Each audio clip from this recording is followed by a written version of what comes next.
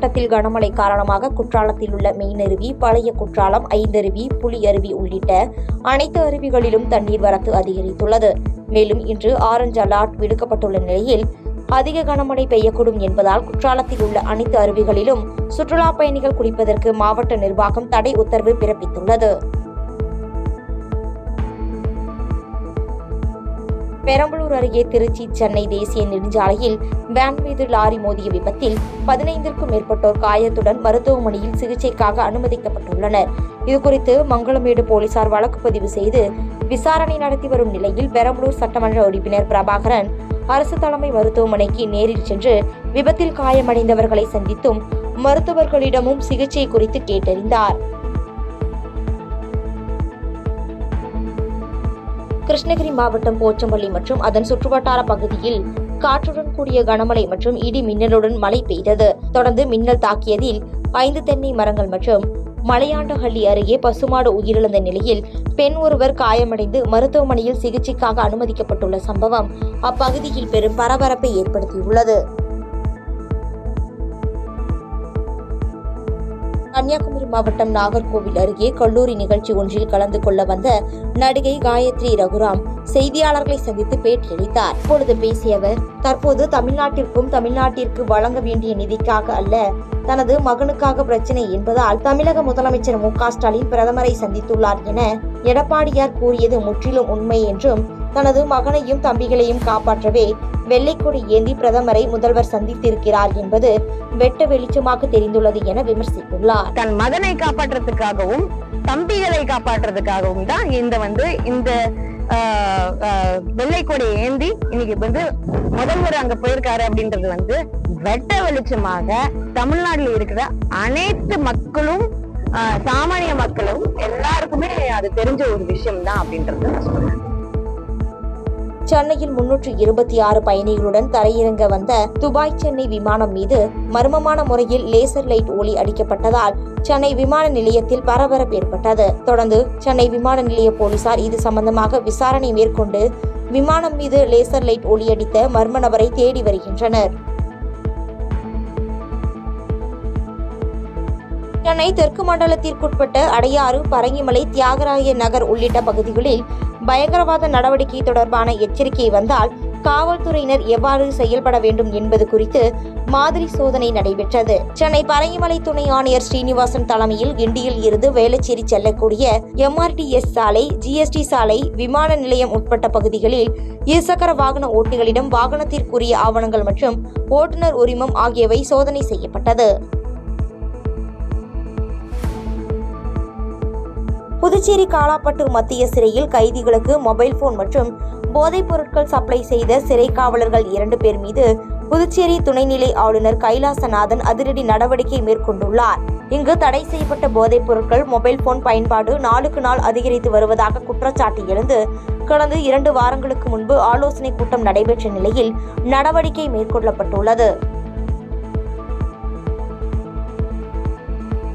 நாகப்பட்டினம் மாவட்டம் திருக்குவளை அருகே 3 இடங்களில் பொதுமக்களை அச்சுறுத்தி வந்த விஷ வண்டுகளின் கூடுகள் தலைஞாயிறு தீயணைப்பு மற்றும் மீட்பு பணிகள் துறையினரால் தீயிட்டு கொளுத்தி அளிக்கப்பட்டது. விஷவண்டுகள் அளிக்கப்பட்டதால் அப்பகுதி பொதுமக்கள் மகிழ்ச்சி அடைந்து தீயணைப்பு வீரர்களுக்கு பாராட்டு தெரிவித்து வருகின்றனர்.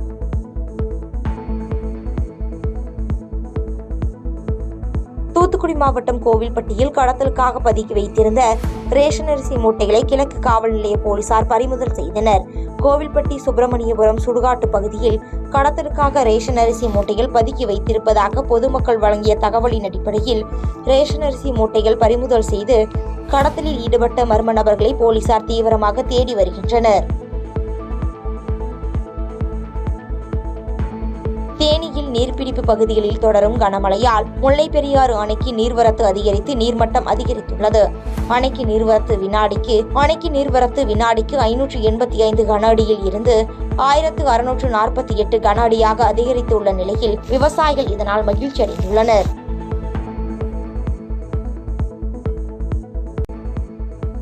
நீலகிரி மாவட்டம் உதகை அருகே உள்ள கேத்தி பகுதியில் புதிதாக கட்டப்பட்டு வரும் காவல் நிலையத்தின் மீது ராட்சத கற்பூர மரம் விழுந்ததால் காவல் நிலைய கட்டிடம் சேதமடைந்தது. மேலும் மின்கம்பிகள் மீதும் விழுந்து சேதம் ஏற்பட்டதால் முன்னெச்சரிக்கை நடவடிக்கையாக மின்சாரம் துண்டிக்கப்பட்டது.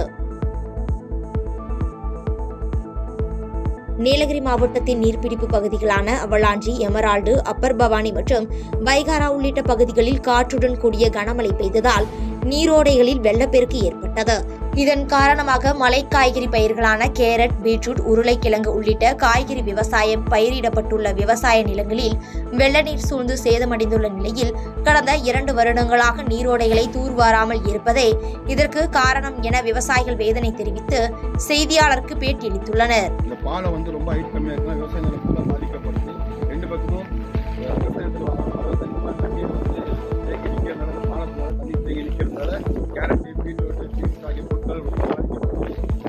பாலத்தை வந்து டெய்லி செஞ்சு கொஞ்சம் உயர்த்தி தருமாறு, ஓடையை தூர்வாரி தருமாறு தெய்வம் மாவட்டத்தில் நீலகிரி மாவட்டத்தில் தொடர் மழை பெய்து வருவதால் ஈரோடு மாவட்டத்தில் உள்ள பவானிசாகர் அணைக்கு நீர்வரத்து அதிகரித்துள்ளது.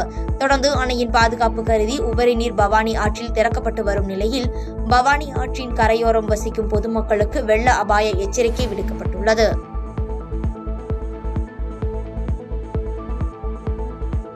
நீலகிரி மாவட்டத்தில் பெய்து வரும் தொடர் மழை காரணமாக மோயாற்றில் வெள்ளப்பெருக்கு ஏற்பட்டுள்ளது. இந்நிலையில் அன்றாட தேவைகள் மற்றும் கூலி வேலைக்கு செல்லும் அப்பகுதி மக்கள் ஆபத்தான முறையில் பரிசலில் கடந்து செல்வது குறித்தான வீடியோ காட்சிகள் வெளியாகி அதிர்ச்சியை ஏற்படுத்தியுள்ளது. நீலகிரி மாவட்டத்திற்கு 2 நாட்களுக்கு அதிக கனமழை பெய்யும் என வானிலை ஆய்வு மையம் ரெட் அலர்ட் எச்சரிக்கை விடுத்து இருந்த நிலையில் மாவட்டத்தில் பல்வேறு பகுதிகளில் முதல் கனமழை பெய்தது. இதனால் ஆங்காங்கே மரம் விழுந்தும் போக்குவரத்து நெரிசல் ஏற்பட்டும் சாலைகளில் மழைநீர் தேங்கியதாலும் பொதுமக்கள் மற்றும் வாகன ஓட்டிகள் அவதிக்குள்ளாகினர். திருவண்ணாமலை மாவட்டம் சிங்கம் அடுத்த தோக்கவாடி பகுதியில் அம்பேத்கரின் 144வது பிறந்தநாளையொட்டி மாநில அளவிலான கபடி போட்டி நடைபெற்றது. இப்போட்டியில் விழுப்புரம், கள்ளக்குறிச்சி உள்ளிட்ட பல்வேறு மாவட்டங்களைச் சேர்ந்த அணியினர் கலந்து கொண்ட நிலையில் இறுதிப் போட்டியில் செங்கம் அணி சாம்பியன் பட்டம் வென்றது. நீலகிரி மாவட்டம் குன்னூர் அருகே கொட்டும் மலையில் ராணுவ மருத்துவமனை முகாம் பகுதியில் காட்டெருமை கூட்டம் சுற்றித் திரிந்தது. இதனால் வாகன ஓட்டிகள் அதிர்ச்சியடைந்து அவதிக்குள்ளாகிய நிலையில் இதனால் அப்பகுதியில் சிறிது நேரம் பரபரப்பு ஏற்பட்டது.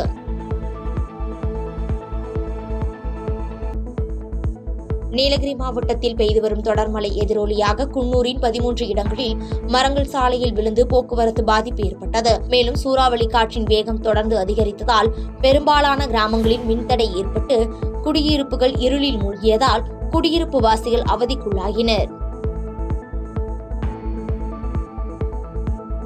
திண்டுக்கல் மாவட்டம் நிலக்கோட்டை அருகே இருசக்கர வாகனம் மீது கார் மோதி விபத்து ஏற்பட்டதில் மதுரையைச் சேர்ந்த காவலர் கணபதி என்பவர் பரிதாபமாக உயிரிழந்தார். தகவல் அறிந்து வந்த வத்தலக்குண்டு காவல் நிலைய போலீசார் சம்பவ இடத்திற்கு விரைந்து சென்று விசாரணை மேற்கொண்டு வருகின்றனர். தேனி மாவட்டம் கம்பம் அருகே உள்ள சுருளி அருவியில் இரவு முழுவதும் கொட்டி தீர்த்த கனமழை காரணமாக வெள்ளப்பெருக்கு ஏற்பட்டது. இதனால் சுற்றுலா பயணிகளின் பாதுகாப்பு கருதி அருவிக்கு செல்லவும் குளிப்பதற்கும் வனத்துறையினர் தடை விதித்துள்ளனர். செய்திகளை உடனுக்குடன் தெரிந்து கொள்ள கீழ்கண்ட கேபிள் மற்றும் டிடிஎச் நெட்வொர்க்குகளில் எம்நாடு செய்தி தொலைக்காட்சியை காணுங்கள். பாதகம் செய்பவரை கண்டால் நாம் பயம் கொள்ளலாகாது பாப்பா. மோதி மிதித்து விடு பாப்பா, அவர் முகத்தில் உமிழ்ந்து விடு பாப்பா. அண்மை செய்திகளை உடனுக்குடன் தெரிந்து கொள்ள இணைந்திருங்கள் எம்நாடு தொலைக்காட்சியுடன்.